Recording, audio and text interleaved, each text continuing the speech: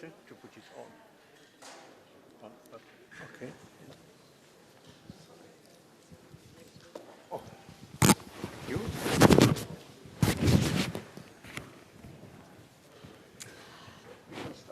Okay.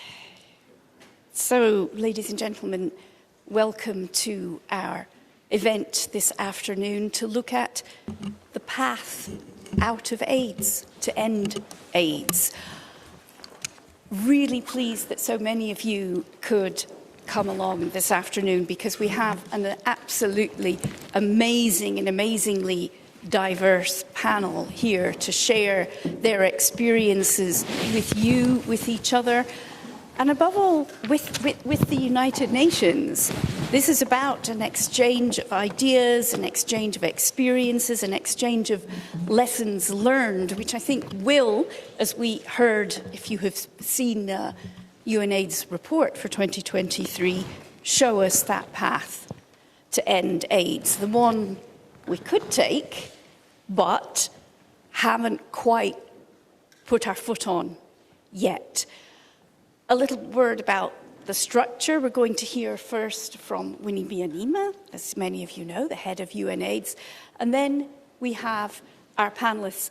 We have many, so I'm not going to recite a long list of names and titles. You will learn about them as they speak. There will be time for you as well to ask questions. We're not looking for too many long speeches from the floor, but questions, shared experiences, yes, very much so. So without further ado, we will start. Welcome, Winnie. I'm really honoured to have you here and be able to talk to you. Thank you, Imogen. Let's start, first of all, with that path to end AIDS.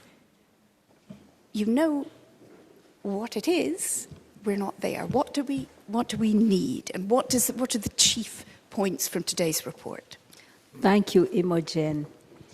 But let me start by welcoming you all here. Thank you for coming to be with us, especially this circle here, the round table. We are like a fishbowl. This is a round table. We have a ring here that will speak first, but you're also part of it. You must also speak. We hope to hear everyone. And I'm proud and happy that in this room we have people from all sides of the HIV movement. We have activists, we have researchers, we have public servants, we have international and national experts. We've got funders like Peter Sands here. And we've got everyone from every side of this movement. So thank you for being here. This report, we've called it The Path That Ends AIDS, Imogen, because the path is there.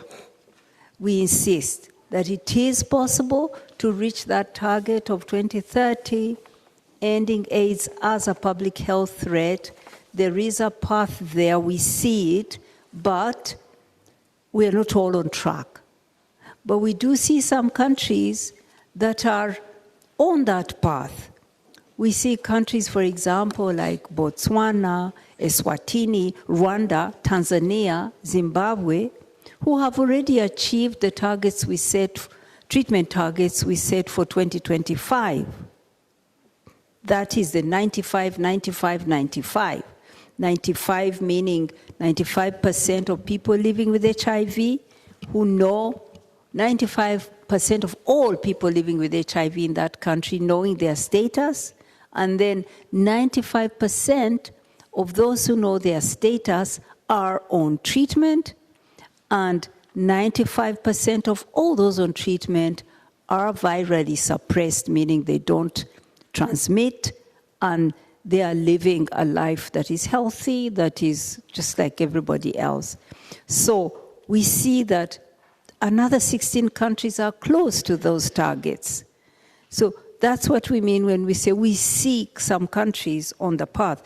But we also know what it will take to be on that path, what it takes, and we see many countries not doing those things. One is to follow the data, to follow the science, to make your response that's based on what the science is telling you, what the data is telling you. Secondly, to close the gaps, to tackle the inequalities that those groups at risks face.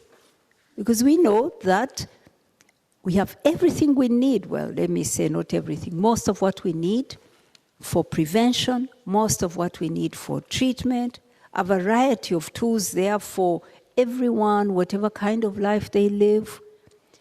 But inequalities make it impossible for some to reach out and get those tools.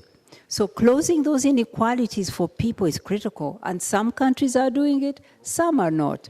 Third, to put civil society and communities in the lead, on the ground, to deliver services, to monitor and comment about them is key. And fourth, to invest, to put the resources that are needed and sustain the funding. If those four things are done, we see countries that are doing all those four, who have the political leadership to drive in those four areas, we see success. We see a path to success. That's what we mean. But not many countries are not there. So this report is about, it's possible, but drive. Do those things we know will put you on the path. You said it's about funding. Sorry. I should know these things, shouldn't I? You said it's about funding. Your report also points to political will. I mean, we are seeing it's not just, low-income countries who are not reaching the 95, 95, 95. What arguments can you make to governments, rich or poor, to actually get on with it? I mean, it's 40 years more. As you say, we have the tools, we're not using them. Yes. Last year we got to $20.8 billion. The target we have for 2025 is about 29. There's a gap of about $8.5 billion. And we've got here because the whole world came together and, among other things, pooled the resources together for those countries that can't afford it to be supported to afford their response. This is how we've gotten here. This is how we've managed to get close to 30 million people on treatment. We got there because of international solidarity. That is why we have to insist that get the job done up to the finish line. Continue that global solidarity to close the funding gap. And sadly, the countries with the highest burden that have the hardest job to end AIDS are also the highly indebted countries today, either close to or in debt distress. So there's a need for them to have the space to restructure their debt and be able to afford to pay for the response, for health, for education, for social protection. So that's one piece that's in the international sphere that needs to be sorted. But we also need the aid that has been helping them to continue fighting. And I'm so pleased, and I'm sure that Peter will talk to this, that through his leadership and his team, they were able to raise resources that the Global Fund has never had before, reaching up to, I don't know, he will tell us how much. But this global solidarity is there, but we need to push it to the higher level to be on the path. You said about we need to finish the job, we need to get there. Are you hopeful? Do you have it? There was 2025, maybe it's quite close now, but do you have a target? I'm hopeful. I'm an activist, and I fight for the world I want. And I have hope, but this is not complacency and this is not lazy hope. It's built on the evidence that we have, that it is possible, that some countries are moving in that direction, that we can nudge other countries to move in that direction too, and that we can challenge and encourage the global solidarity to be there, especially for the financing, but also for other aspects of access, like access to medicines. We know today that there's long-acting PrEP, for example. Long-acting PrEP is like an injection that means that you will not get infected if you have it for a couple of months. We want that to get into the hands of gay men who are persecuted in a country like my own, who might find that the better option. Get your injection and live free of infection for a couple of months because you're hiding from stigma, discrimination, and a punitive law. So we need sex workers who engage in sometimes unsafe sex, need something like that. So we need to get companies, bring the prices down, get the best science to those who need, to everyone who needs it. Closing the gap in access to medicines is also key. So we know what we need to do. We need the political will in the international community. We need the political will at the country level. Okay, Winnie, thank you very much. Can I go back to my seat? We're both going to go back to our seats. We're going to start our round table now, which involves, because of the techniques, that Winnie and I move to this in the round. Okay, good. So, excuse us while we move.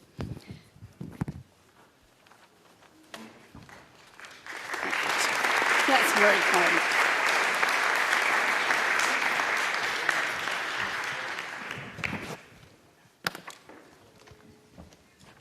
So now, as I said, we have a very wide, fantastic set of panelists here, and we have different questions to each of them.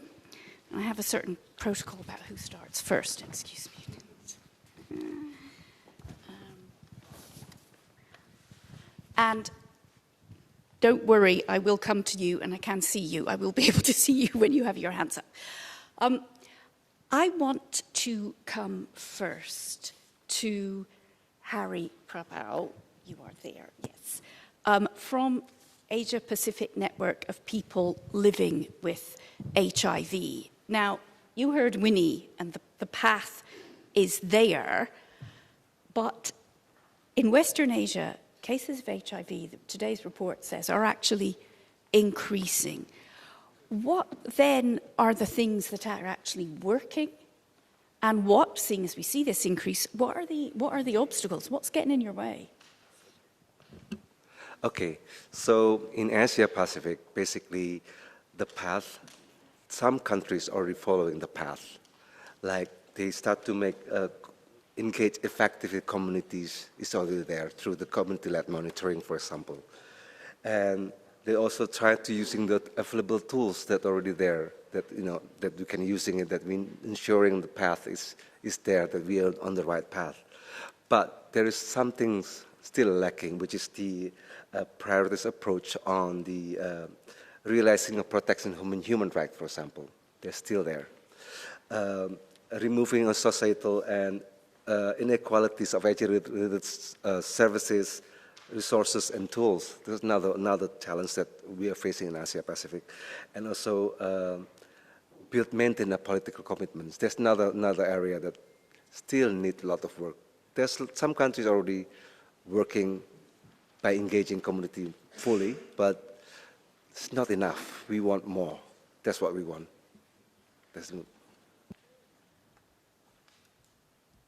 Okay, thank you very much. So you heard Winnie from the UN's perspective, but Harry also, two key things: political will, respect for human rights, and of course funding, I guess, as well. You didn't quite mention that, but we'll go next to Sheila Tlu. Where are you? There you are, yes, Botswana. You are co-chair of the Global HIV Prevention Coalition, former Minister of Health in Botswana as well. Now, you guys have got a fantastic record. You've reached that 95, 95, 95. Tell us about that. What's your secret? How did you get there? All right. The secret is actually due to success, a great foundation where Botswana is still a peaceful country with zero tolerance for corruption, with adherence to human rights, sort of. When you ask me what sort of I mean, I will tell you. But basically, adherence to human rights. I still don't like the gender equality aspect we can improve. And indeed, we were a poor country, but we had great political leadership where our diamonds, when we discovered them, became diamonds for development rather than blood diamonds.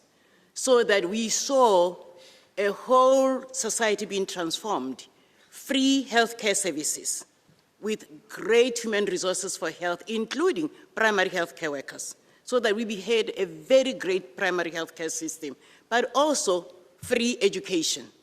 And because of our tradition, we had more girls enrolled in schools than boys. So even now, the female literacy is more than male literacy. So with that, it simply meant, and then of course the whole network of roads and just structures. So what happened was, when HIV reared its ugly head, it hit hard, but the path was already there in the sense that at least the basic facilities were there to respond. But there had to be prioritization, and that's where great leadership went in. We saw, for example, I was a minister, I got 20% of the budget, probably the first minister in Africa to get 20% of the budget to health. And the military suddenly changed, it got only 5%. What country do you know would do that? 5%. So that we were then able to engage civil society. I was coming from civil society, by the way. I've been in the AIDS response since '85. Great civil society response, and we were able to engage even traditional and other leaders, so that it was really a question of now start making sure that we have research, and we partnered with international organizations to ensure that we have evidence-informed decisions. So that has continued, and that's where the success lay. Where I'm not very satisfied is the gender, equality, because we are still not there yet. I'm saying this because even though as a minister, I managed to lead where we were able to bring HIV, mother-to-child transmission, down from 29% to 8% within 4 years. Still, the number of women who were being infected did not go down considerably. And I always felt guilty because my belief is that the best way to prevent mother-to-child transmission is to prevent the women from being infected in the first place. So that we still have a long way to go in terms of that. But the path is there, and we can work on it. Thank you. Thank you very much. Developing a common theme here, I think: equality, gender, education, free to all, healthcare. Very, very, very delighted to hear of a country that is investing its natural resources in these things, diamonds and so on. I'm going to come next to you, right next to me, Jana Panfilova. You are from Ukraine, founder of an organization called Teenergizer. I know you're not living in Ukraine at the moment. Nevertheless, you're still active. The HIV response is still working. Tell us a bit about how that has been in Ukraine, both before and after the war, and what helped, what were the successes and how you achieved them. Thank you so much. My name is Jana Panfilova. I'm from Ukraine. I was born with HIV. And for the last 16 months, Ukraine has been attacked by Russia. And the big part of Ukraine are still under the Russian attack. Sorry, I'm going to interrupt you for 1 second. If anyone's having trouble, you all have headphones. I see some of you are wearing them. This may help, because I know even with the microphones, if you're sitting towards the back, you may not hear so well, but with the headphones you will. Sorry. Carry on. Yes. Yes. So for the last 16 months, Ukraine has been attacked by Russia, and the big part of Ukraine are still under Russian occupation. Almost every night Russia launched the missiles and drones against my family, my friends in Kiev. Now I live in Berlin, not as a tourist, but as a refugee. But every night I'm afraid to fall asleep because I don't know how thousands of young Ukrainians will survive these attacks, and how we will recover from the mental scares of living as refugees. But today we are the way of track, and HIV response is under attack. Ukraine is now diagnosed at 21% more new HIV cases than last year, because when people are under attack, rocket attack, or must defend their homeland, access to condom and PrEP are not your top priorities. People living with HIV in occupied Donetsk are now forced to get a Russian passport in exchange for access to HIV treatment. I respond to these violations of health and human rights. The international system is powerless to demand justice. Many countries, like Russia, are more interested in promoting family values than ending AIDS. This is why the role of young people and civil society is so important in all UN fora, because we all refuse to be silent in these fora by these countries. But it is the same countries that young people and civil society, especially young people living with HIV and young key populations, are under the greatest attack. I'm the founder of Teenagizer, the largest youth network for adolescent and young people in Eastern Europe, Central Asia, and I hope other young people never experience the toxic cocktail of anxiety, risk, and isolation that young people in Ukraine are facing today. Homesickness, loss of relatives, rape, post-traumatic stress disorder, and other mental health issues, sexual and gender-based violence. Every day, young people with HIV are still dying, not from the virus, but from the fear, stigma, and anxiety created by discriminations. In too many countries, it feels safer to hide in the shadows with HIV, or even being a gay or being a migrant, than it is to come forward and ask for help when you fear you are going to be treated as a second-class citizen. So my key message today for all of you, we are not to give up. We are not to go away. We are going to link up with other youth movement for health, human rights, and social justice, but never take our focus of HIV. We are not going to accept the status quo, because status quo is killing us. We are not going to stop until the commitment to the leadership, the role of young people, becomes a reality. Thank you.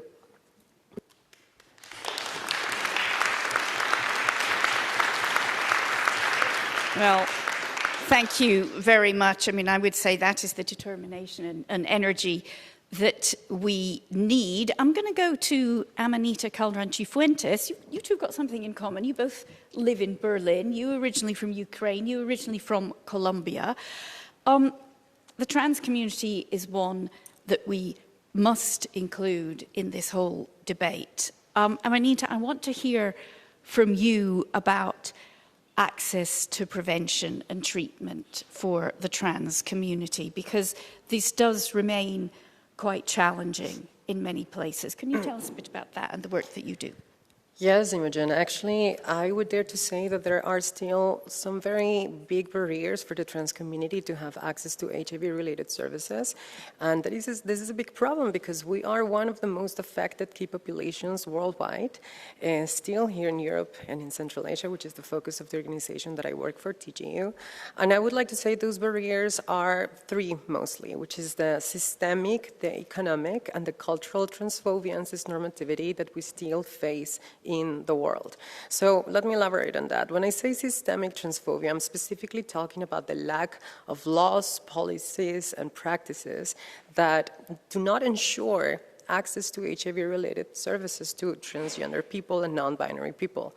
I'm saying there are countries in the world that still do not make trans and non-binary people eligible to have access to essential medication like antiretroviral treatment, PrEP, or PEP if you are trans or non-binary. This is absolutely wrong. And even when it is available, in many countries, it's still extremely expensive. We can take a look in countries from Eastern Europe or from the Global South, where the price of 1 month can go up to 600 plus euros. This is very difficult to afford for a community that has been historically pushed into poverty, as the trans community, especially trans people of color, has been pushed into. And even in the countries, for example, Scandinavian countries, where the welfare system allows accessibility and availability, the transphobia and cisnormativity from healthcare providers creates such a hostile environment for the trans communities that it becomes almost impossible for us to access these services. Why would we go to a doctor that is misgendering us, that is using the wrong pronouns, that is using the wrong name with us? We just simply don't feel safe. And as Winnie was mentioning before, and as the report from we're here together talking about mentions, we need to fight inequality. And this is precisely the reason why the trans communities are still suffering so abruptly from this pandemic for so many decades now. Thank you very much. That word, equality, again.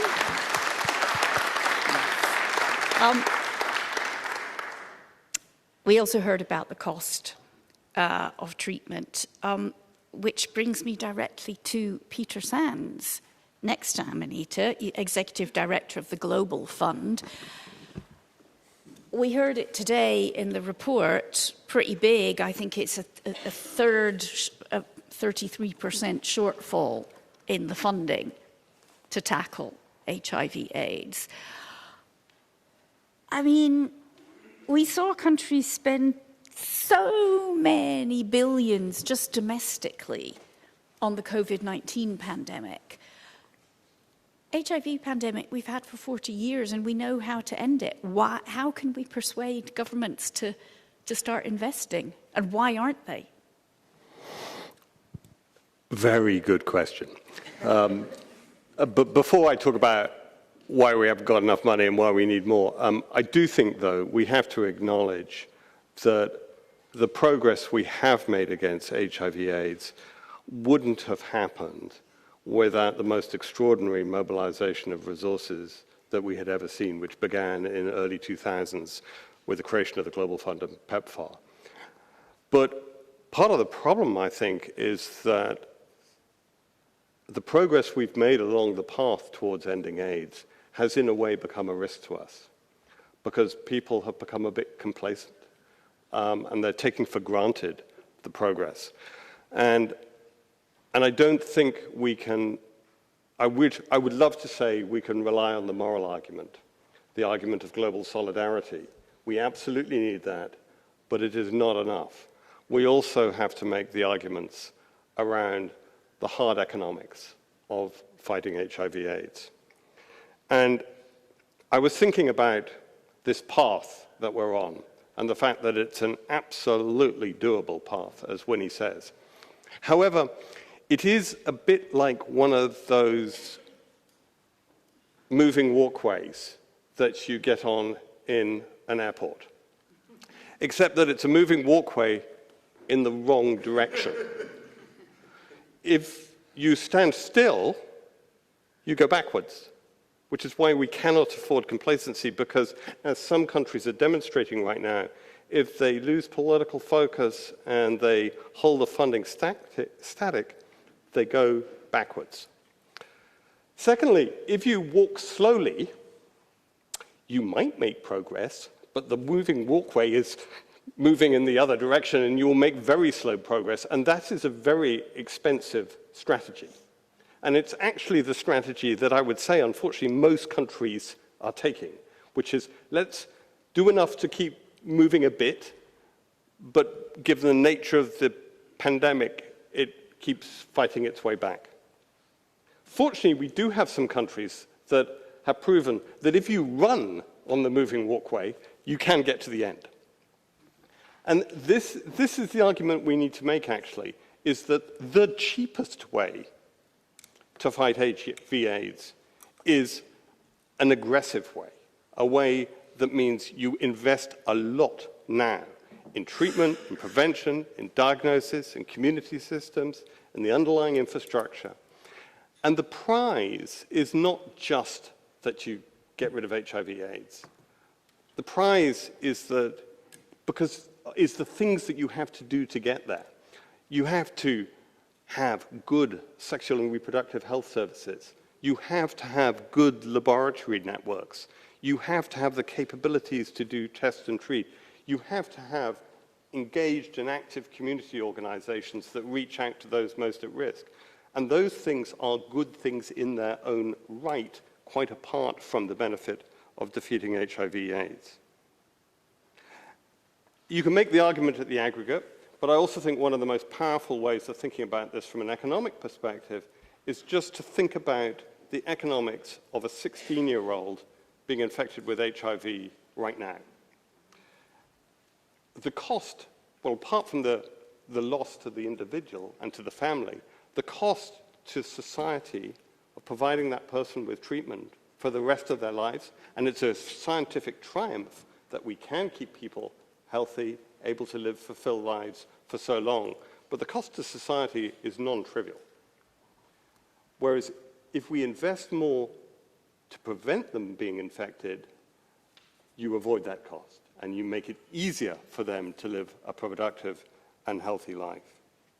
And that argument isn't quite cutting through at the moment. We should be investing much more in prevention because the prize from prevention is so high.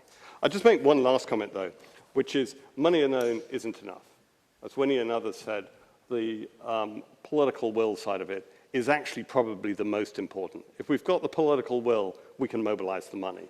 If we don't have the political will to tackle the barriers, you can waste a lot of money, and it won't get to the people who are most at need. So we need both. We need the money, and we need the political will.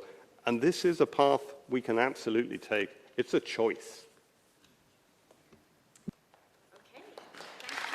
Very much. Right, I'm going to turn to you guys now. We heard it there, political will, money, speed, kind of like we did for the COVID-19 pandemic, you know? Vaccine in a year, wasn't it? I mean, that's also science, obviously, but the determination to do it. We can take a couple of questions, then we're going to hear from the rest of our panel. Who has a question? Do I see anybody? I know there were some who had registered their interest. Lady there. Thanks, Imogen. Beth Arthy, Deputy Perm Representative from the UK mission. First, can I just say, just a recognition of the courage and commitment and hard work of all the frontline workers around the world working to end the HIV/AIDS pandemic. And also, Winnie, to your leadership, and Peter, yours as well, and all the other people in this room. It's just an extraordinary effort, so thank you. I had a comment and a question. So the comment was, as Peter, you said, the statistics in the report do demonstrate really exciting progress, but they're also really, really eye-wateringly terrible statistics in there. I mean, 4,000 young women a week infected by HIV/AIDS. That's just appalling.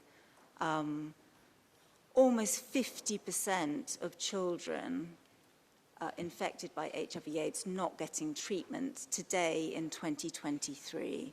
I mean, that's just shameful. So there's a question I have to any one of the panelists about how do we do even better for young people, particularly young women.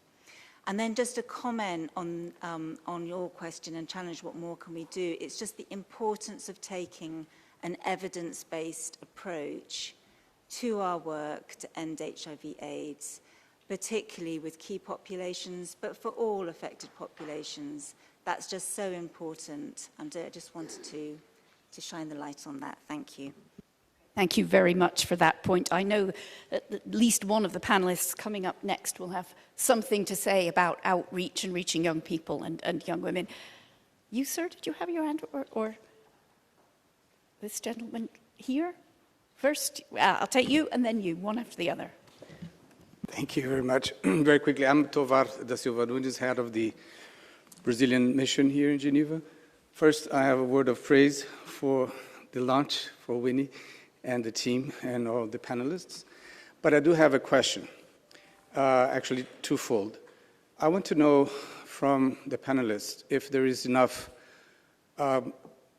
concentration focus on HIV-infected migrants, refugees, and displaced people, number one, and also whether there is a sentiment that LGBT, especially the trans community, has the necessary support, multilaterally speaking, not only relying on national support when they need access to solutions for HIV. Thank you very much.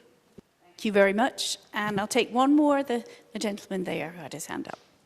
Thank you. My name is Chris Collins, and I'm with Friends of the Global Fight in the United States. Thank you for the excellent report. Probably everybody here is ultimately focused on achieving universal health coverage, strong systems that are responsive for everyone. And we've seen that the HIV response is a pathway to advancing equity, reaching key populations, investing in community, and strengthening health systems. And we also know the job isn't done. So clearly it's not time to turn away for other priorities. Instead, it's time to follow through on our commitments on HIV and utilize it as a pathway to the kind of equity-based UHC we need. HIV is just one pathway to UHC, but it's a crucial one. In fact, I would say there's no UHC without a robust HIV response. How do we communicate to donors that the HIV response is a necessary part of their overall UHC investments? Very good point. Thank you very much. Well, we do have a former health minister here from Switzerland who will be speaking to us shortly. Excuse me, there is another request. Yes, okay, you, sir. And then we Yes. have to go back to the panel. Yes, thank you very much. I'm from the Russian mission, and I have to, I cannot be silent. I have to request the floor and to present some information because we just witnessed the provision of inappropriate statement. And I want just to remind that according to the annual report of the European Center for Disease Prevention and Control, and WHO report called HIV/AIDS Surveillance in Europe for 2021. And in accordance with the data for 2020, already then 38% of newly diagnosed cases of HIV infection in European region were in Ukraine. In addition, between 2018 and 2020, Ukraine experienced a 59% increase in new cases of HIV infection as a result of infection through the injecting drug use. While in the European region as the whole, this indicator decreased, in fact, by 19% over the period 2011 and 2020. So this fact speaks of the difficult situation and inappropriate situation with HIV infection in Ukraine created by the government, which developed long before 2022, as it was presented by the speaker previous. With regards to the availability of medical care, including for HIV-infected people and people at risk in this region, we would like to emphasize the following. Since 2014, Russia has been providing humanitarian assistance.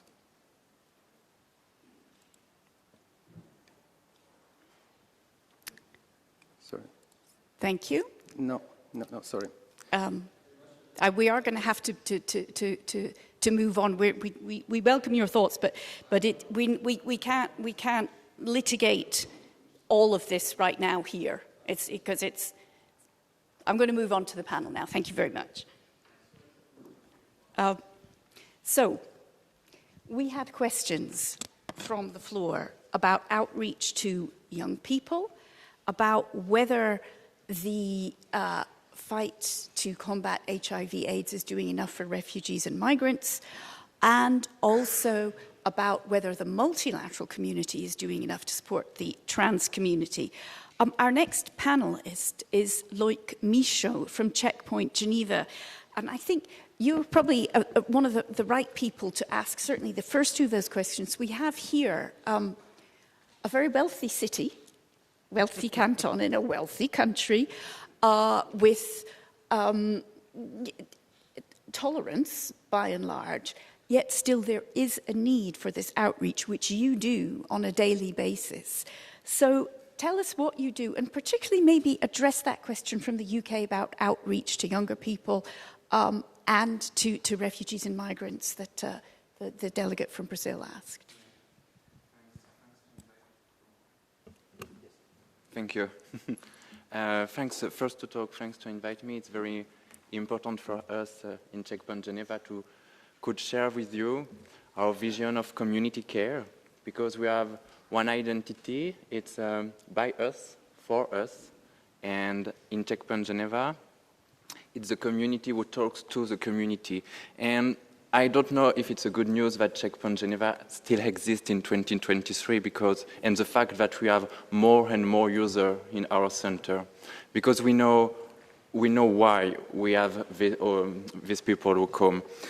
If Checkpoint Geneva still exists in 2023, it's because if you are a gay, bi, or lesbian, it's always difficult to have care, to have adapted care to their sexuality. If Checkpoint Geneva still exists in 2023, it's because if you are trans people, it's very difficult to have care without stigmatization and discrimination here in Switzerland. If Checkpoint Geneva still exists in 2023, it's because if you use drugs, good luck to have help, to ask help without being stigmatized. It's why the existence of Checkpoint Geneva is justified, and we care, we listen, and provide for the community LGBT. But imagine we have two challenges. First one, the healthcare system in Switzerland does not an equal access for all. And it's why we continue to advocacy. And for example, today, to say, hey, Switzerland, my dear Switzerland, wake up. We need insurance company to refund pre-exposition medication against HIV. We need help to ask to the health assurance to refund the screening tests for HIV, because it's very easy, again now in 2023, to have the refund for the screening for HIV. The second challenge, it's discrimination. Yes, we have again discrimination, and it's why we need to go outreach, because for a part of people, it's very difficult to come in our medical center. I'm thinking about people who are not come out or who don't define their sexuality. I'm thinking about people who hide their sexuality and who are afraid to come in Checkpoint and to meet someone they know. And I'm thinking too about people who are in a great distress and who are not able to come in Checkpoint. It's why we have a special service in Checkpoint Geneva, a special department to go in the missing place. We go in the bar, we go in the cafe, we go in the park, we go in cruising, and we provide screening and risk reduction tools. We know, for one part, we can speak with these people only on dating apps, because they don't go in the place to meet people and they don't go outside. We have a special service too to speak in the dating apps, and we have created a special link with people, for example, with people who use drugs, to go inside. Thanks to these people, to go inside the private place to provide risk reduction tools available.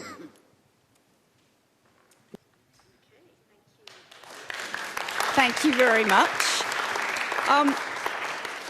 So you heard it there, even in a wealthy country, which I think perhaps, and some of these countries in Western Europe, they perhaps do rest on their laurels of believing in their tolerance and equality, and that actually does need, as you said, a lot more work.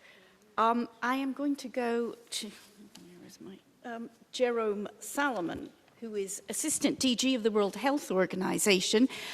Now, the last speaker highlighted some of the weaknesses in health systems around the world. Some of it just in bureaucracy and not being aware, some of it maybe subconscious prejudice. We heard from Chris Collins that for universal healthcare really to be achieved, we need to take a much more address HIV/AIDS more. What would you say, from the lofty heights of the WHO, what can countries do better to integrate their services? Thank you very much, Imogen. I just arrived as a new ADG at WHO, but I was the MD in France and met patients infected with HIV in 86, so I'm not sure I'm an activist, but really I'm very committed. And 40 years after the HIV virus discovery, this report, and thank you all contributors, because it's a very important report and very well done. This report highlights that the next 7 years to 2030 are critical. Even though there is no vaccine, there is no cure, I really think that the tools exist for us to end AIDS. And AIDS as a public health threat, because the task seems to be challenging, but in fact it is achievable. It is achievable, but it's not time to congratulate, it's time to call for renewed action and renewed commitment. So, Imogen, you said weaknesses, so that's true, we have a lot to do. There are some successes, but there are weaknesses, and weaknesses are the following one. Financing is key. We have to deal about children, and I want to thank the Global Alliance with WHO, UNAIDS, and UNICEF. We have to deal with new infections in men, and we have the key populations. And I want to speak about key populations because it's always important to remind who they are. Men, we have sex with men, trans and gender diverse people, sex workers, people in prison, people who inject drugs, and of course people who are victims of conflicts, crises, migration. So what can we do together? Because we need to be together. It's really a strong mobilization. It's health system, it's health sector, but it's also a multi-sectoral response because we need strong services, strong systems, strong communication, very, very robust data, the involvement of the civil society, more research and more innovation. So what are the new approaches? Holistic care, person-centered care, and of course we can congratulate because we are going in the right direction, but I think we are going too slowly.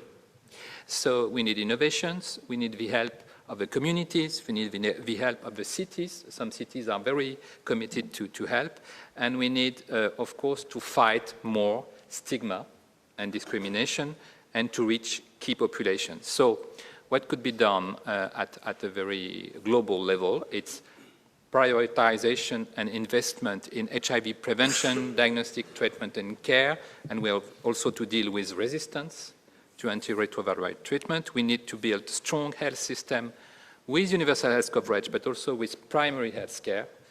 And we need to greater focus on key populations to try to obtain integration and to increase the workforce capacity. And we need the engagement of young people like Loic, and of course of people living with HIV, because the only victims are always the most marginalized and vulnerable people. So no one should be left behind, and we have to remind, thanks to Jana, that all crises, conflicts, wars, migrations, outbreaks, and pandemics have a huge impact on HIV, on all diseases and all populations. So it's decreasing the level of health in this population. Thank you. Thank you very much. You mentioned children there, and Gibstar, that's your focus. I know I'm going to come to you in a minute, but before that, Winnie, because you've been sitting here patiently absorbing all these points and ideas, you wanted to come in quickly. Thank you. Yes, I wanted to agree very much with Chris, who said something about the universal health coverage we want to achieve, how that is only going to be achieved when we take everything that we have built up for HIV and bring it to bear. I want to agree with that.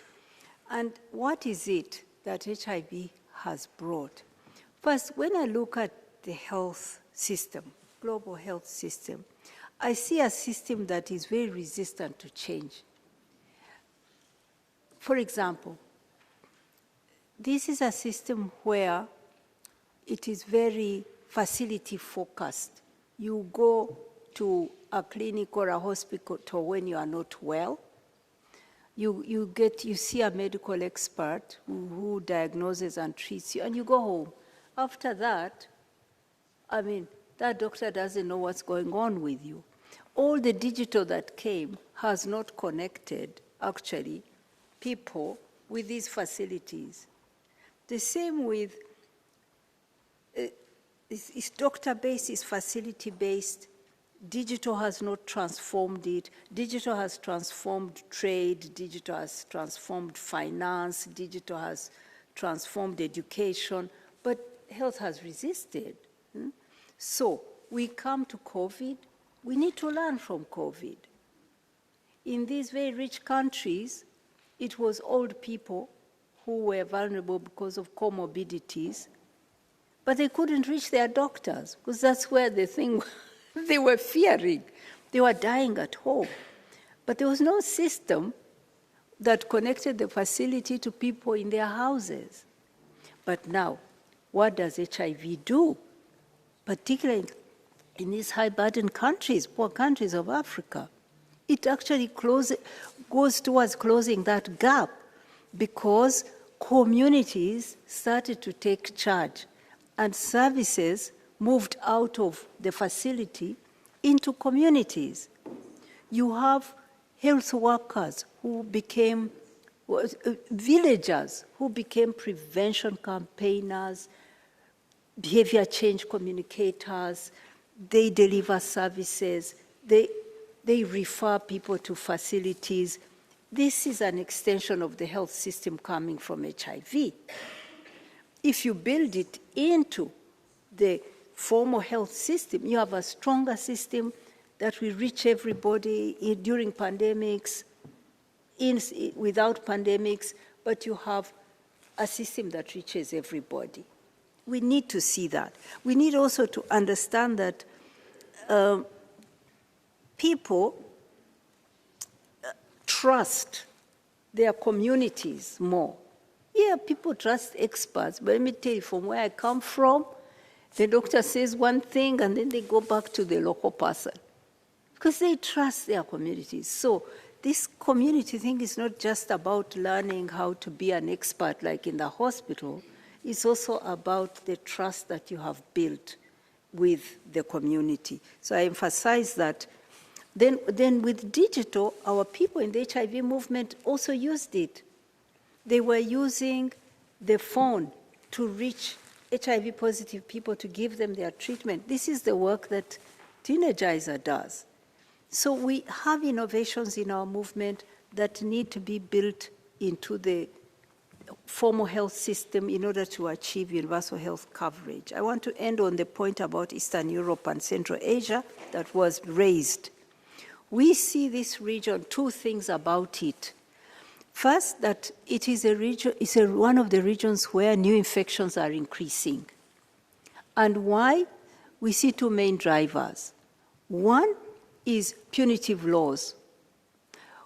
Because it's a concentrated epidemic in this region, it is people who inject drugs, and it is gay men, transgender women who are most at risk. But they face punitive laws.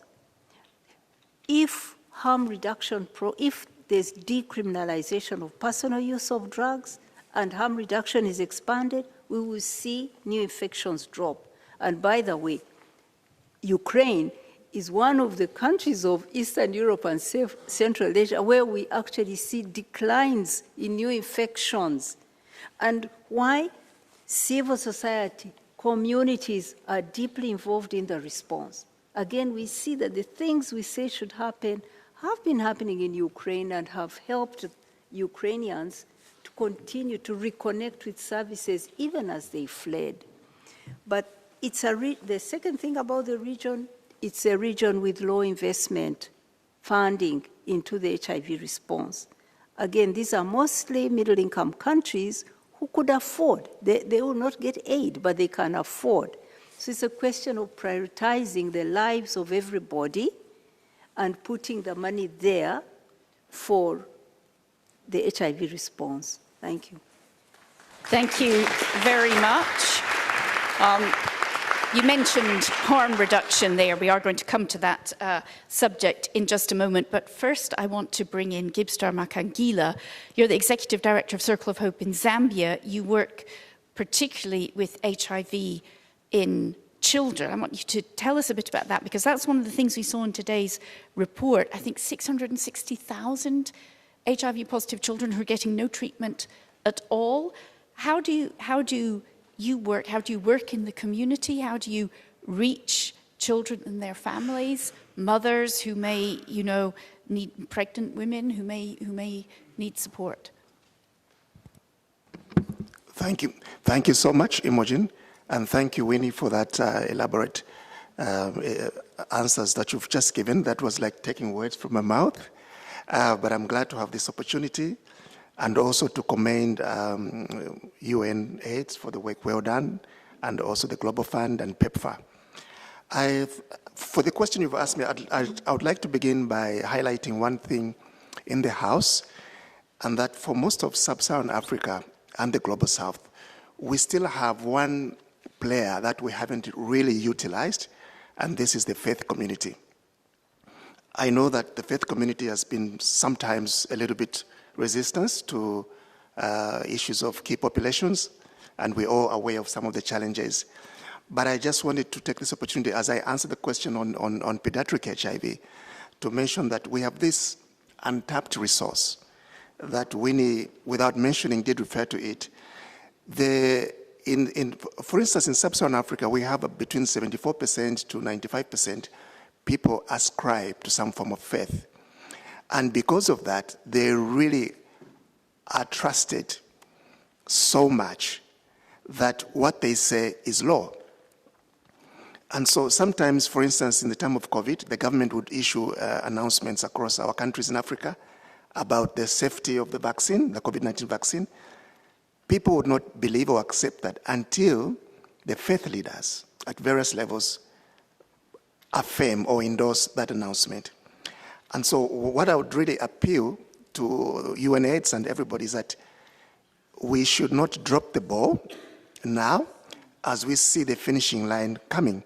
This is the most sensitive time for the response globally, partly because of what I would call success fatigue. You know, when you're successful for something, you get tired. So we need to bring back that passion to love people. All these numbers we're talking about are actually beautiful human beings across our countries. And so what the faith community brings is this extra love, responsibility, empathy, compassion, and indeed integrity to get to the finish line. And so I'd like to propose a few things today in this session. Number one, we need to really take back the community at the center of the response.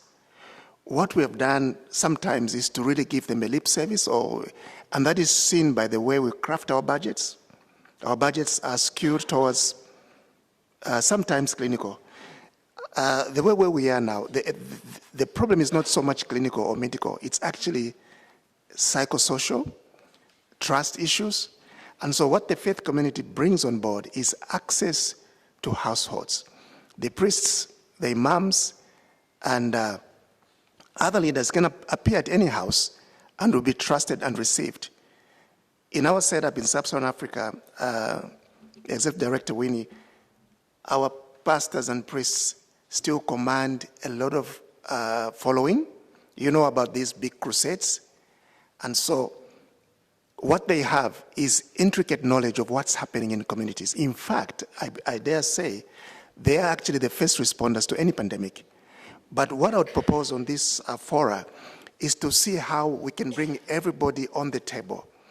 I think it's high time we stop complaining about being segregated on, or against rather. Why can't we bring everybody? And so I'm encouraging inclusion. Is it possible to move away from competition into collaboration in a true sense, both at financing level, program design level, intervention level? And so what this will do, it will actually highlight and make the fight very, very easy. In my own country, when we had the issue of vaccine 19 absorption, rates were very low. The government struggled to bring people to accept the vaccine. We came on board as a faith community, and within 6 months, we moved from 34% vaccination to 75%. And that happened primarily because of the faith community. And so, in talking about your question, Emoji, we have leveraged this trust. We have leveraged this access to households to encourage couples, single mothers, to quickly seek treatment.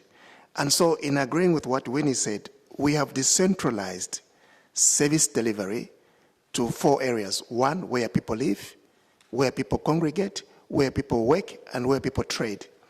And so we have opened what we call community posts in markets in Africa. This began in Zambia, which we designed together with my team in 2018. And we've seen incredible results in case finding, which means in the number of people who are being brought to treatment. We actually had over 1,800% increment in the same city of Lusaka and Circle of Hope. And so these one-roomed have overcome 5 barriers. Number 1, the barrier of stigma. They are unbranded, they are owned by the communities. Number 2, access to households. The issue of cost in Africa and sub-Saharan Africa and the global south is a real thing. People have to survive between buying food and getting on a taxi to go and access treatment. So by decentralizing those services to where people live, work, and socialize, we have eliminated that barrier.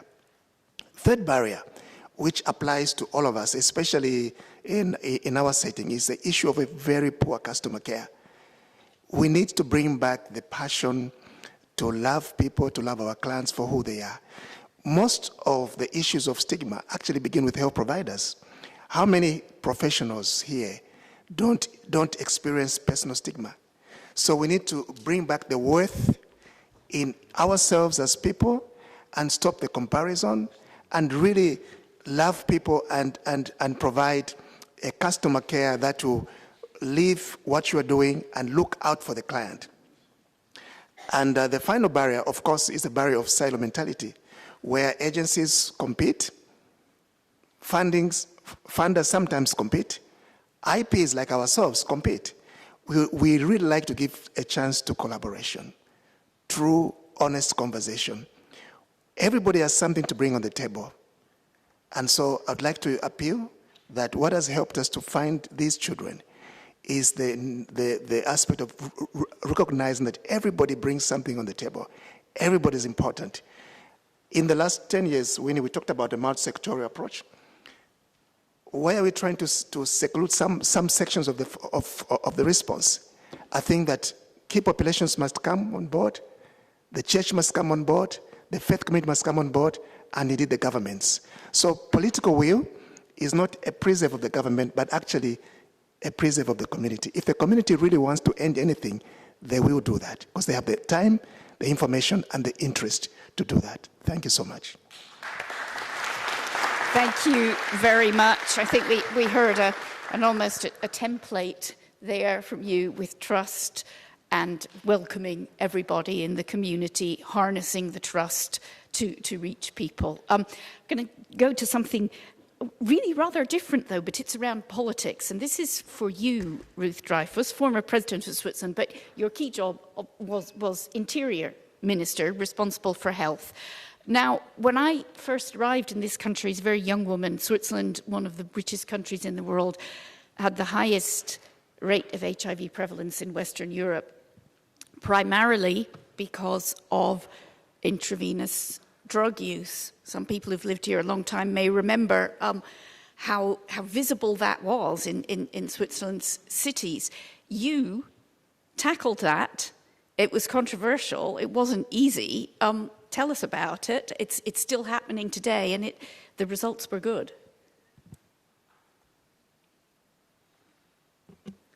Thank you so much. Yes, the link between the high prevalence of AIDS and the high prevalence of consumption of illicit drugs, mainly injected through injection of heroin.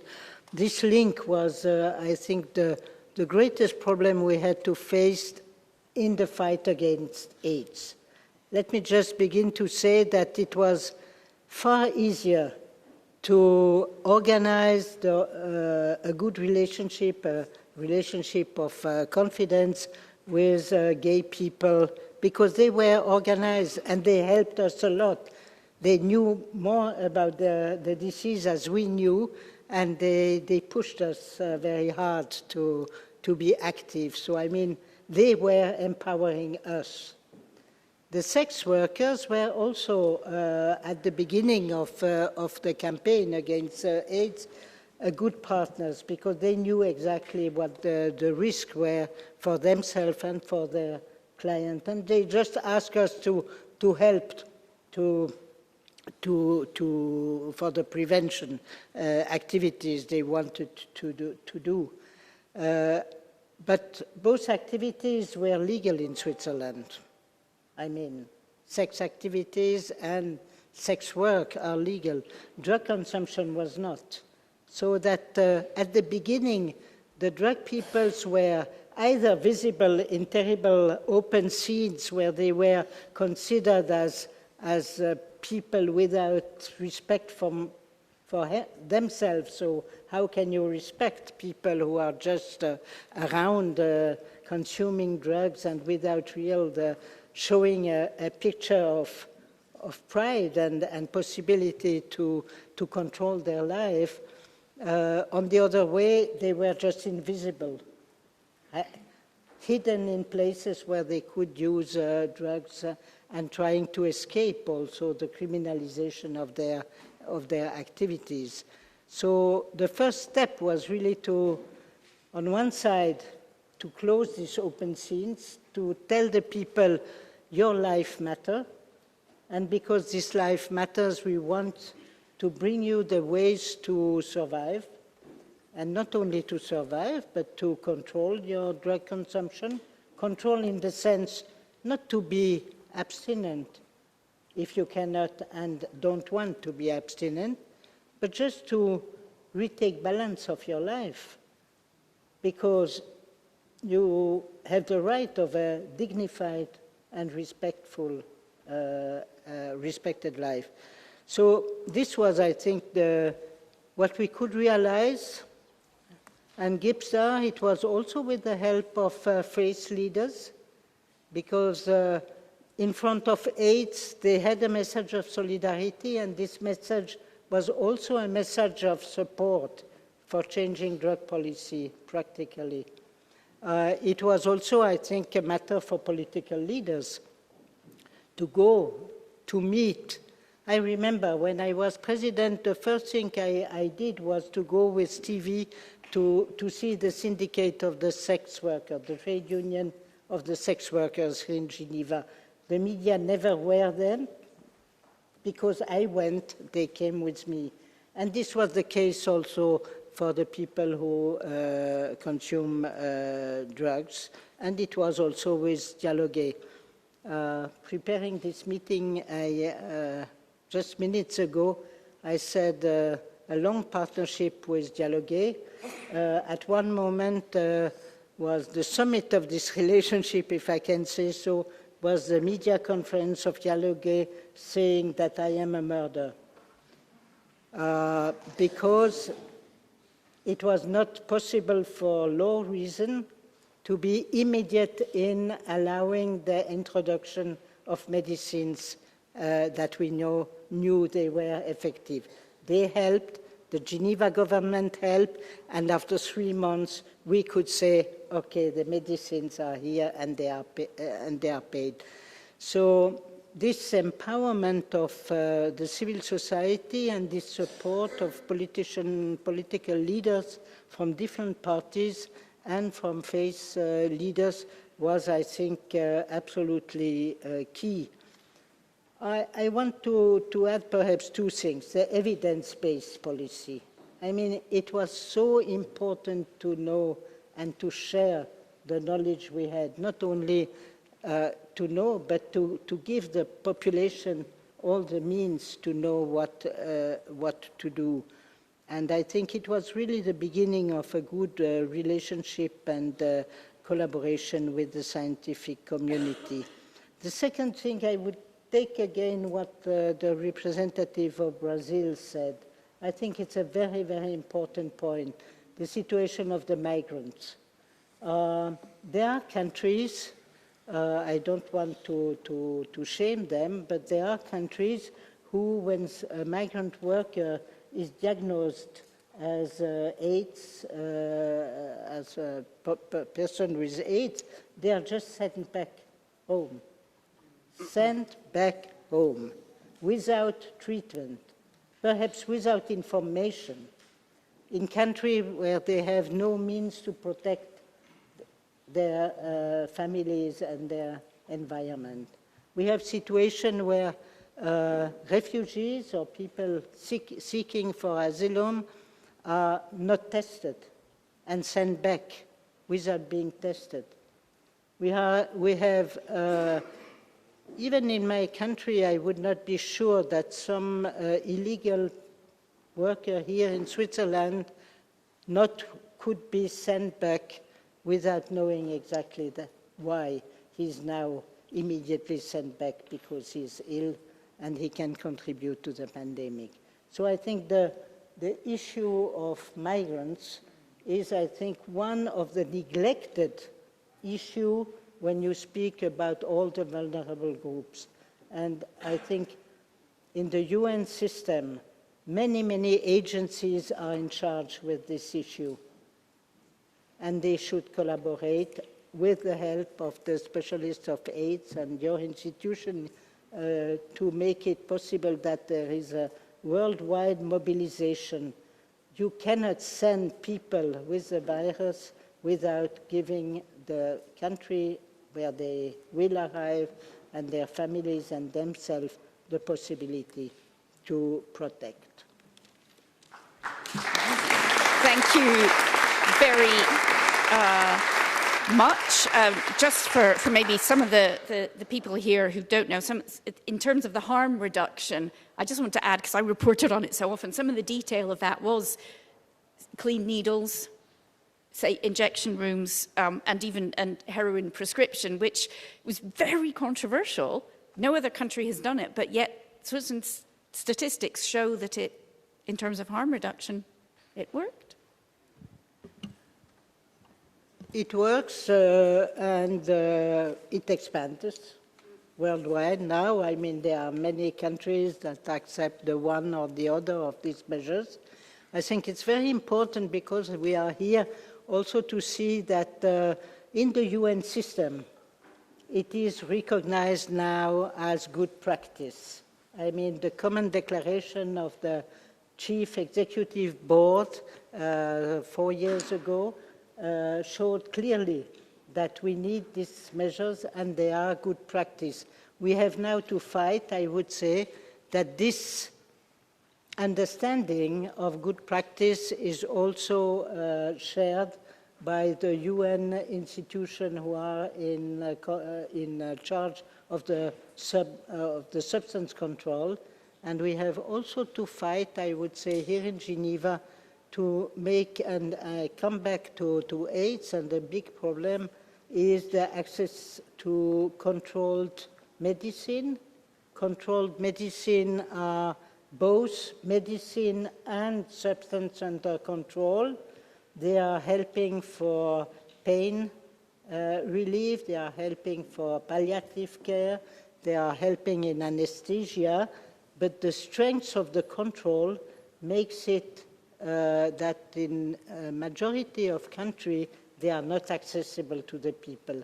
I think this is also something to put on the agenda for AIDS, because palliative care might be one of the item of the agenda, and we have to fight here to make it accessible to all.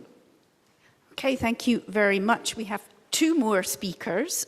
You've been waiting very, very patiently. Keith Zenga King, queer activist, writer and performance artist from Uganda. Your country has been in the news, not for particularly good news, with this anti-gay legislation that's come in. Uganda's not the only country. I mean, we've seen in parts of the United States, we have the don't say gay stuff. How does this kind of legislation affect the country's HIV response? You're from Uganda, but okay. I think perhaps we, when we get this kind of repression, is what many would call it, yes, it has an effect. I would say that Uganda is not a special case. Anti-gay sentiment is very deeply woven into the fabric of a lot of African societies. And this is kind of a colonial leftover. And the idea that, of course, homosexuality is African, this has been proven to be untrue. In regards to the HIV response, these laws, they really deeply affect trans and gender nonconforming people, and who have already been marginalized and minoritized in these societies to access healthcare, to access housing, because you cannot treat or diagnose or prevent HIV if you're homeless, if you don't have a home. So I think it is important that we integrate a holistic HIV response that does not just focus on these laws, because these laws are going to keep coming up. They're not going anywhere. So an HIV response that is holistic and takes into consideration the cross-sectional problems that transgender and nonconforming people face.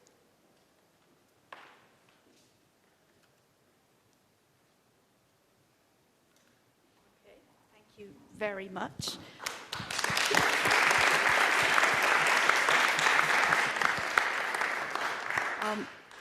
Our last speaker is another speaker from Switzerland, head of health at the Federal Department of Foreign Affairs in Switzerland. We've had a couple of references to the fact that Switzerland is a very wealthy country. And so my question is, you have focused in your job on tackling inequalities and advancing human rights for marginalized people. You've said they shouldn't be ideological, but is essential for public health. How is Switzerland's approach to development helping to advance ways to tackle inequalities that might be holding back us reaching the end of the path to end AIDS? Thank you very much, Imogen. It's very difficult after hearing about passion, compassion, colonialist leftovers to go back to founding and international cooperation approaches to address inequalities and inequities in health. But actually, I'm happy to be part of the debate because I do think, and let me come back to the narrative. We have with the report now a very good narrative, a convincing evidence-based narrative and case for investment in tackling health inequalities. And actually the COVID-19 made health equity even more tangible, including in high-income countries. So we do have a narrative. However, when we talk about equity, we tend to refer either to a kind of moral posture ideology or purely economic logics about the cost of inequity, you know.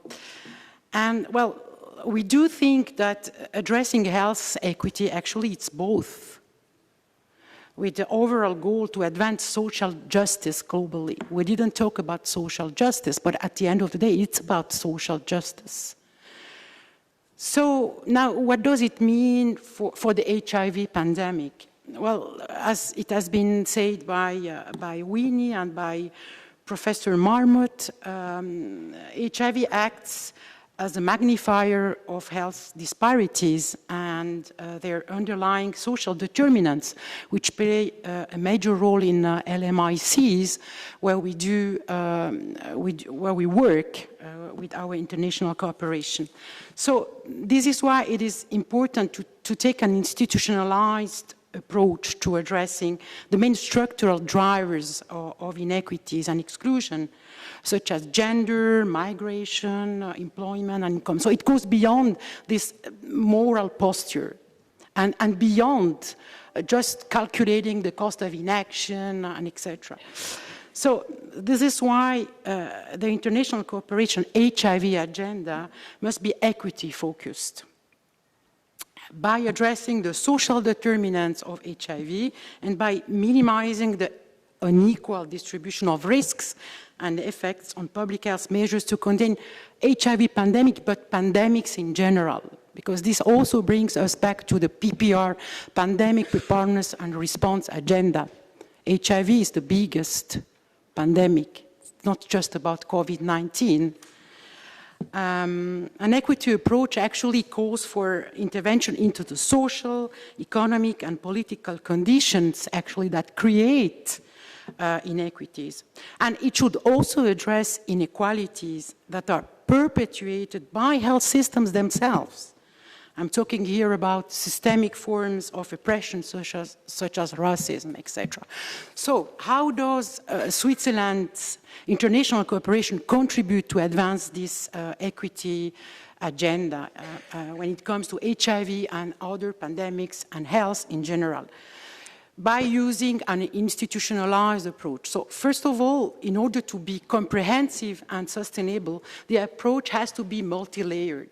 So it's not just about policies or bilateral programs. It's a combination of different instruments. First of all, health equity should be fully part of the institutional, strategic, and policy framework. In our case, the dispatch to the Parliament on the international cooperation and the SDC health policy, SDC stands for the Swiss Agency for Development and Cooperation, is actually, it's focusing, it aims both at reducing inequities in all sectors, including health. So it really has inequities at the core, being it in health, in migration, in food systems, and etc.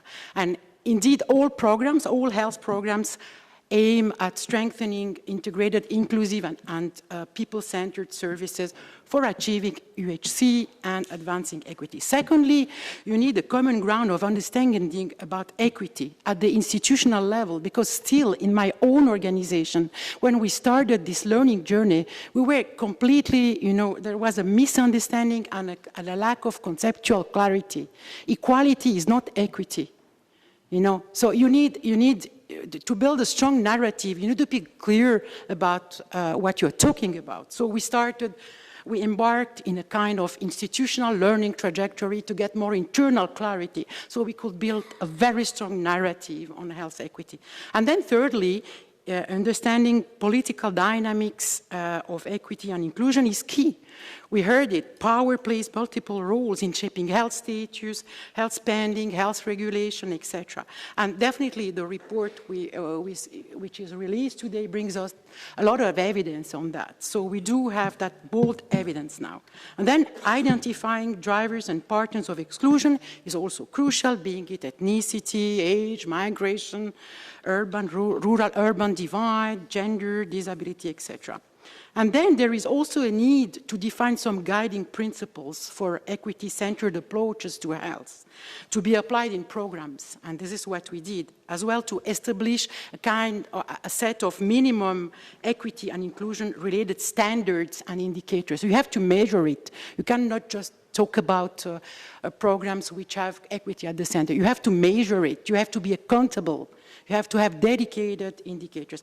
And finally, a strong pro-equity policy dialogue is fundamental. And again, the UNAIDS reports helps us for that. And my final word is that, of course, all these components are important, but they have to be activated concomitantly in order to ensure a comprehensive approach. It's not just one component. It's not just about policy dialogue. You have to have evidence at the country level. So you have to have bilateral programs. You have to work with NGOs, civil society, diversify the implementers and those who are going to implement and materialize equity. Thank you. Thank you very much. We are almost at the end. I'm going to ask our boss here. Okay, so we're allowed a little bit more time. I'm going to take a couple more questions from the floor, if we have any, and then we're going to invite Winnie here and one of our young representatives to sum up. But first of all, who has got their... over there, sorry, didn't see you. Hello, my name is Enrique Lopez de la Peña, and I'm currently studying international relations at the Geneva Graduate Institute. First of all, I would like to share my most heartfelt thanks to everyone in the panel and everyone who contributed to the report for their outstanding and very important work. Now, of course, I haven't had the opportunity to read the report yet, but based on what I could gather from the executive summary and the discussion, one point that I felt was missing and that I believe really should be there is the dimension of education. I've personally had the opportunity to conduct some independent research on sexual education curricula in different countries around the world. And I'm wondering whether there is a correlation between that and AIDS prevention, given that in many countries, for a number of religious, political, financial, cultural reasons, sex education curricula are non-existent at worst, or at best, they're there, but they're not inclusive, for example, of LGBTI people, and so on. So I guess my question would be, does the report issue any policy-level recommendations on the front of education? Or would any of you, whoever is most comfortable, be willing to share their thoughts on how this relates to AIDS prevention? Thank you very much. I'm going to take one more, if there is one. Or are you all looking forward to the after-debate cocktail? Looks like it. Okay, well, I would say my takeaway, for what it's worth, equality, equity, listening, political will, funding, human rights, all of those things. That's my takeaway. I'm going to ask Winnie first what your takeaway is. What have you learned from all these people here today, and perhaps address the young man's question over there on sex education and how that feeds in, or the lack of it feeds into the campaign against HIV/AIDS. And then very finally, we will hear from Jana, but Winnie first. Okay. You want to go? Okay. Well then, Jana, Winnie wants to go last. She's collecting her thoughts. Okay, thank you so much. So first of all, thank you to be in this very important discussion, and it's really hard emotionally to hear that someone Russian people told about the Ukrainian, first of all, because I think everyone should speak about yourself, about your country, about your people. And the second one, about this report, we don't really know how much HIV-positive people living with HIV and who suffering and who face some discrimination in Russia, because Russia is not giving to us the real numbers and etc. And the next one, about the comprehensive sexuality education.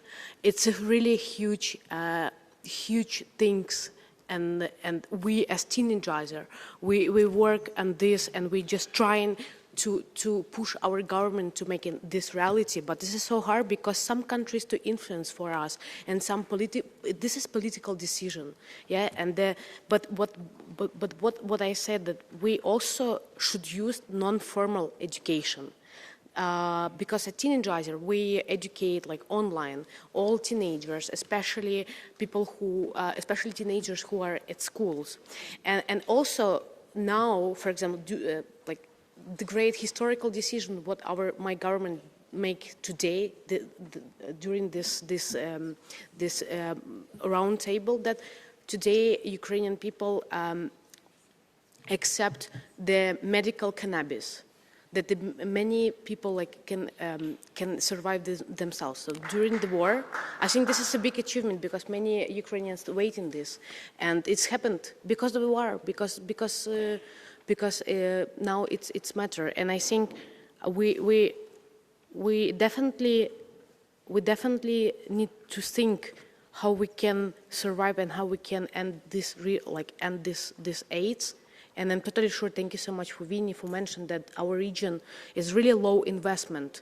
But now in Ukraine, the HIV is growing. So we don't know what happened with occupation territory. We don't know what happened with people who are living with HIV, yeah? And what's happened with people, especially young people, key population in Russia, what their problem there, yeah? So this is the main question that we should push this government. We should push and take this lead and trying to make this reality. So my last message that I think we need to operate and mobilize all resources and to help our region, because now our region is burned in the fire. So. And we really appreciate it if you can help us and invest money in our region, because now we will have big, huge problem in HIV and other STIs, other diseases, especially mental health. And if you have a problem with mental health, I'm really scared that our young people, especially teenagers, now at the beginning, at the biggest risk to have HIV because they don't know how to operate with mental health. Yeah, so thank you so much. Very much, Jana. Actually, Peter Sands, I'm going to put you in the hot seat when he thinks that you should speak quickly first, your takeaways. And sorry to spring it on you, but she's the boss.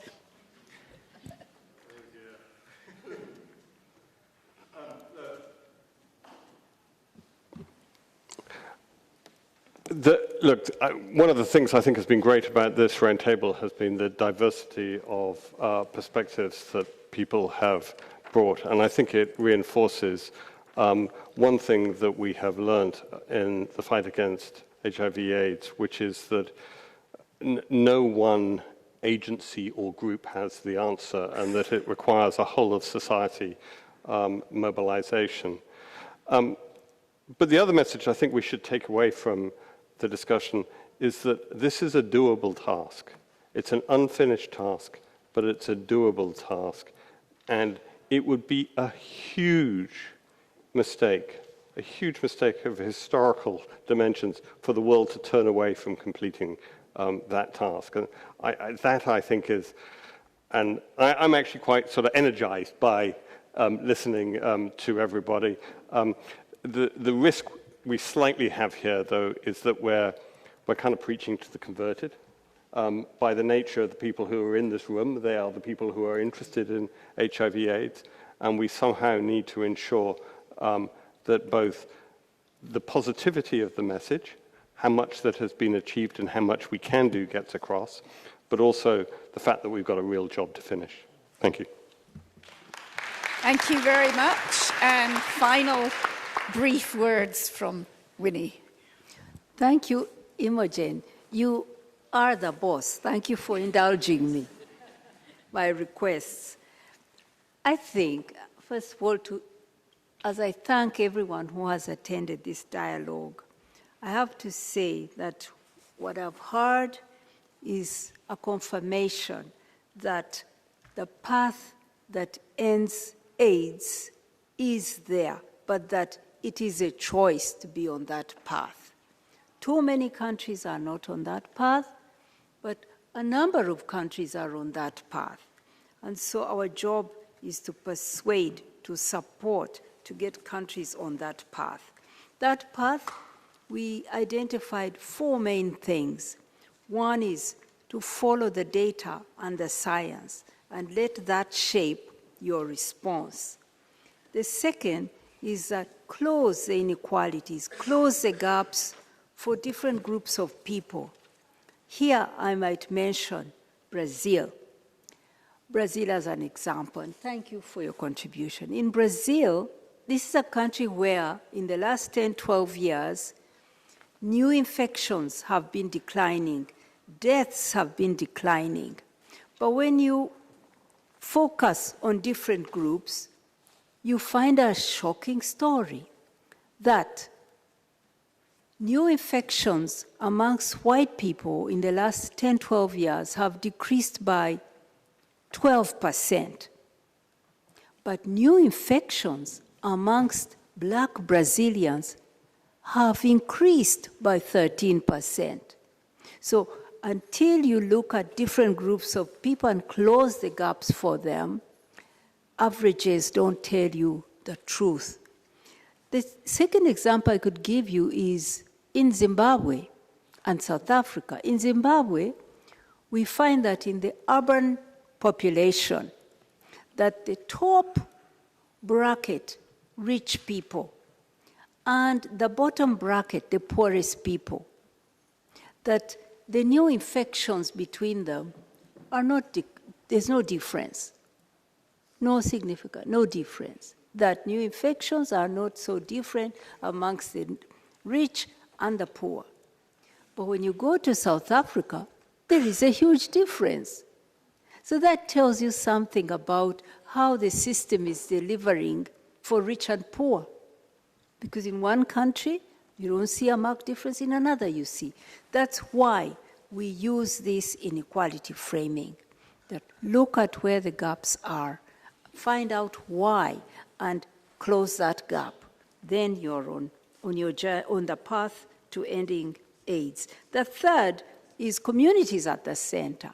I think the community people here have spoken so eloquently for the important role of people on the front line to lead, to monitor, to speak about the response, and they are the ones who reach the last person. The fourth is the financing. And here, I need to say that, as Peter and others have said, we've gotten here by coming together as a global community. We need to finish this together. On the question of financing, we need to see more domestic resources going into the response. But that won't happen unless certain things also happen. That debt is restructured, and these countries that are high-burdened can have money to put in.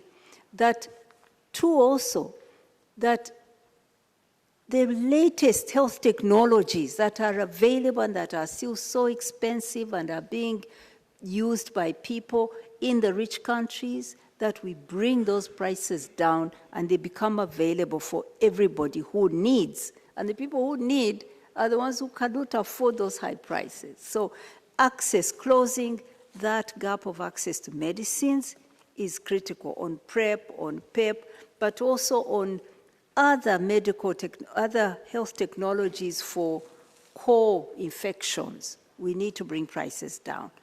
We need to work on local production. A health system that is buying all the technology, everything from abroad, is not sustainable. Local production must happen. So these are things that are there in the international space. Solutions can be found. So those are the 4 areas. And lastly, that we are all in this together. North, South governments, civil society and communities and governments, faith, young people, researchers, that we all have a role to play. So I thank you all, and in thanking people here, I really must start by thanking my team, particularly Mary Mahi and her team, who collect the data and write this report. Mary.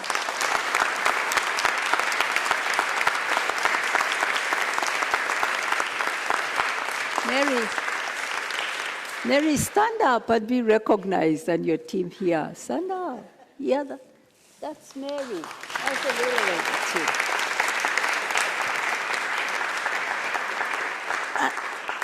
And then, of course, Ben Phillips and his comms team that have organized this and who communicate what is here with us. Thank you so much, Ben. So I thank the team and, of course, our co-sponsors who, without them, we couldn't gather the data at country level and pull it together and analyze together. So thank you, WHO. Thank you, all the co-sponsors who are here. And all of you who have come, thank you very much. We've learned a lot, and let's continue on the path together. Bye. Thank you very much, Winnie. That brings us to the end. I just want to say thank you to myself, to UNAIDS, and to these fantastic panelists. I have learned a lot. A great report, just the kind of report that journalists want, because it's a reality check, it's got lots of facts, but it's also really inspiring. And I think that's something we sometimes miss with UN reports. It's all bad news, but no root out of it, and you've shown us what that is. Thank you. I'm so sorry, I missed a piece that I must say. When I mentioned the shocking example from Brazil, I should have told you the good news, that Brazil has set up a ministry to address racial inequalities. Brazil has set up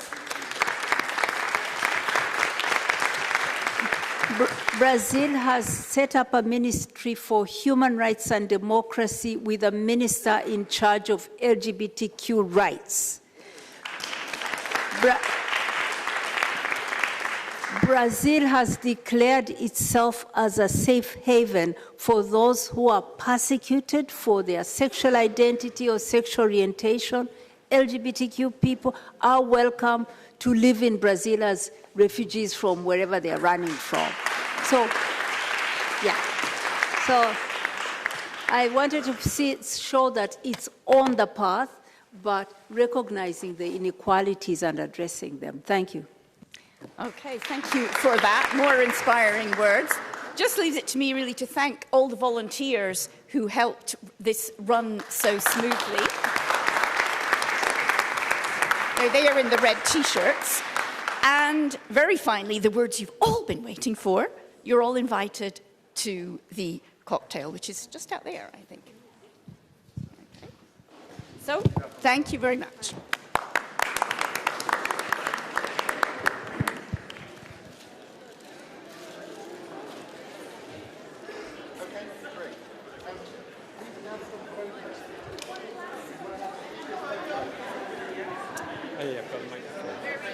Merci.